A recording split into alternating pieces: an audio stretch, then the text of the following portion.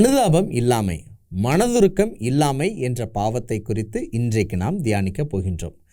யாராவது பைபிளில் ஒரு நபர் மற்ற நபர் கஷ்டப்படும் போது அனுதாபம் காட்டாமல், மனதுருக்கம் காட்டாமல் செயல்பட்டவர்களாக இருந்தாங்களா அப்படின்னு ஒரு கேள்வி கேட்டால் நீங்கள்லாம் யோசிப்பீங்க. ஆனால் நமக்கு தெரிந்த ஒரு எளிமையான சம்பவத்திலிருந்து நான் உங்களுக்கு சொல்ல ஆசைப்படுகின்றேன். அது நல்ல சமாரியன் உவமை. ஒரு மனிதன் அடிபட்டு கிடக்கும்போது வேதம் நன்கு படித்து தெரிந்திருந்த ஆசாரியன் அவன் மீது அனுதாபம் காட்டாமல் கடந்து செல்வதை பார்க்க முடிகின்றது. அவனை பின்தொடர்ந்து வேதம் நன்கு கற்றறிந்த வார வாரம் ஆலயத்திற்கு போகக்கூடிய லேவியன் அடிபட்டு கிடந்த மனிதனுக்கு அனுதாபம் காட்டாமல் கடந்து போனதை பார்க்க முடிகின்றது.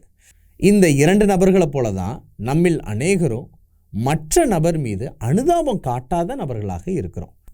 ஒரு சிறிய உதாரணம் ஒன்று சொல்கிறேன். நாமும் வார வாரம் ஆலயத்துக்கு போகக்கூடிய நபர்களாக இருக்கிறோம். ஆலயத்துக்கு போய் ஆண்டவரிடத்தில் நம்முடைய பிரச்சனைகள்லாம் சொல்கிறோம். ஆண்டவருடைய சமாதானத்தை பெற்று வீடு திரும்பக்கூடிய நபர்களாக இருக்கிறோம். ஆனால் சுற்றிலும் உள்ள சக விசுவாசிகள், சபையினர் என்ன கஷ்டத்தில் இருக்கிறாங்க, என்ன பிரச்சனையில் இருக்கிறாங்க, என்ன துன்பத்தில் இருக்கிறாங்கங்கிறத தெரிந்து கொள்வதற்கு கூட விருப்பம் இல்லாமல், அனுதாபம் இல்லாமல் நாம் வீடு திரும்பக்கூடிய நபர்களாகத்தான் இருக்கிறோம். அந்த ஊமையில் அந்த மகன் உடலில் காயப்பட்டவனாக கிடந்தான்.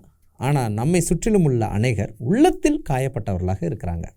அப்படிப்பட்ட சக விசுவாசிகளை விசாரித்து அவங்க பிரச்சனை என்ன, அதை நம்மளால் தீர்க்க முடியுமா, அவர்களுக்காக ஜெபித்து கொள்வதோ அவர்களுக்கு ஆறுதல் சொல்வதோ நாம் செய்யக்கூடியவர்களாக இருக்கணும்.